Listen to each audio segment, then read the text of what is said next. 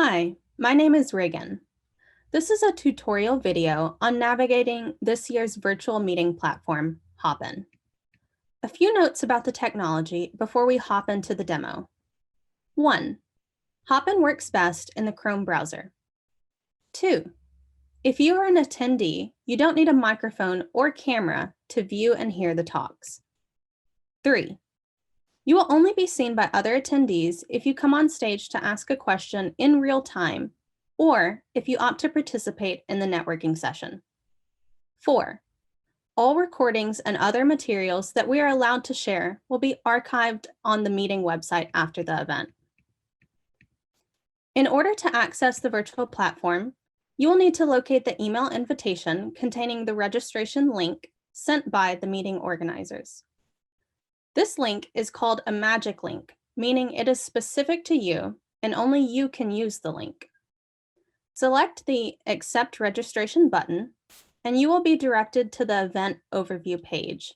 From here, you can select Enter Event, and you'll be redirected to the event's homepage, which is the reception area. The first section we will go over is the reception area. The reception area is the homepage of the event and contains key information about the program.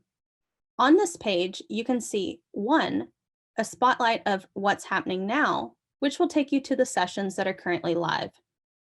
2, a welcome message from the meeting organizers. And 3, the program agenda for each day. The right section of the screen is dedicated to communicating with other attendees. There are 3 tab options: Chat, Polls, and People. Hopin has multiple levels of chat capabilities. The first is a general chat for the entire event. Each session also has its own chat. You can individually chat with attendees by searching their name in the People tab. Clicking on their name will open a private message to them. You will see an option to invite to video call, as well as a text box at the bottom of the screen to send a message. The polling tab will be controlled by event organizers. If an event organizer creates a poll, it will automatically show up under Polls.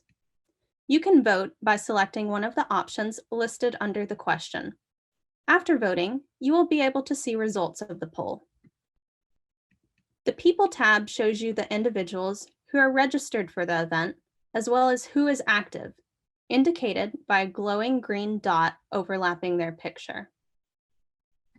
On the left side of the screen, you will see a panel with navigation options. As previously mentioned, the reception area is the homepage, but you can navigate to other areas via the options listed on this tab, including Sessions and Networking. The Sessions tab houses the plenary and primary speaker sessions for this event. Upon clicking the tab, you will see what live events are available for you to enter. When you enter a session, you'll see the presenters on screen. At the end of each presentation, the moderator will likely open the floor to live Q&A. We ask that you put questions for the speakers in the session chat and general comments in the event chat.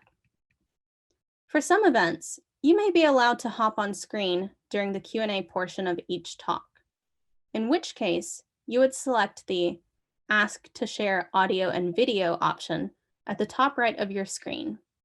You will be placed in a queue for the moderator to approve. The Networking tab will house a tutorial video on navigating another virtual platform called Gather, which we will be using for networking and poster sessions this year. We encourage you to check out that video when it becomes available later. And that's it. This is a comprehensive overview of Hopin.